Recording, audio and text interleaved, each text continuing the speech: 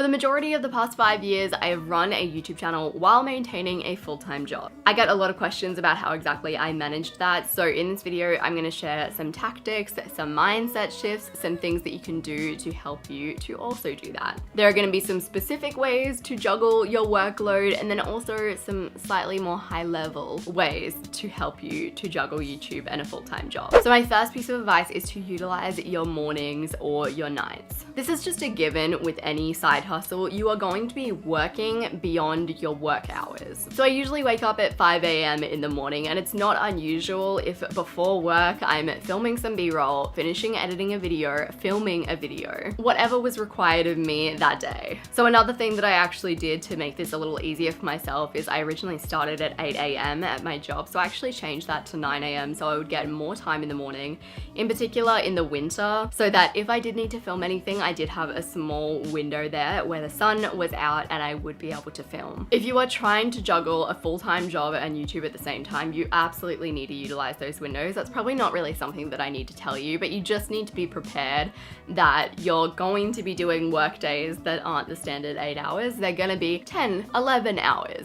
But at the end of the day, you're going to be able to say that you did something to move yourself towards your goals today. And that feeling of satisfaction is priceless. The next thing that you should be prepared to get rid of if you want to juggle a full-time job and YouTube is FOMO. You're going to spend a lot of Saturdays and Sundays filming, writing, whatever you need to do to keep your YouTube channel running. And that means that you might need to turn down going to breakfast with your friends or going out on a Saturday night. Not all the time. By all means, you can still maintain a life and YouTube and a job, but there are going to be times when you need to prioritize work over your friends because your work life is kind of eating into your personal life. As long as you have good friends and they're supportive people and they know what you're doing, they're gonna be completely fine. So usually for me, I would try to utilize my mornings for doing YouTube on the weekends, and then my afternoons would be for hanging out with friends. So if a friend ever wanted to hang out like for breakfast, I'd just be like, oh, let's do dinner instead or lunch. Just because the morning is when there is the most light in my room, and also it's just my most productive time, so I don't want to give it up. My next piece of advice, and I wish that I had taken this myself sooner, is to get smarter with your production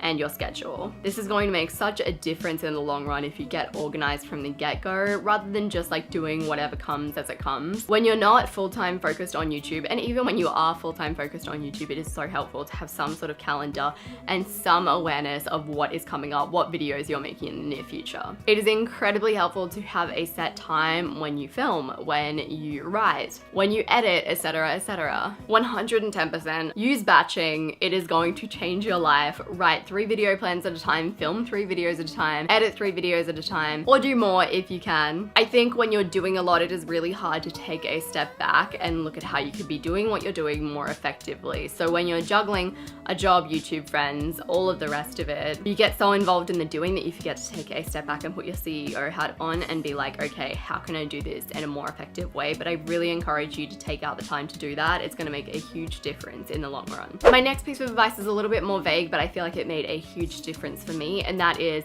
surround yourself with really supportive human beings. I think this is essential for any growing YouTuber. When I had about 3,000 subscribers, I had a boyfriend partner who was saying things like, oh, I can't wait till you're a full-time YouTuber. Like, I'm ready. This is gonna be so exciting. Like, you're doing so well. I had a best friend that bought me cupcakes at like every single mini milestone that I had, that didn't even blink when I talked about YouTube. Like, yeah, this is what I'm gonna be doing with my life. Having people around you who believe in you, especially when you are in the thick of it, is so essential to your success. I'm a big believer in people performing to the expectations that you give them. So if you have low expectations for someone, they're probably going to perform to that standard. If you have high expectations of someone, they're probably going to perform to that standard. If you believe that someone that is close to you is going to succeed and you express that belief on a regular basis, I genuinely think they're like 70% more likely to succeed. So if the people that are close to you aren't supportive, go and find different people. I'm not saying ditch all of your friends,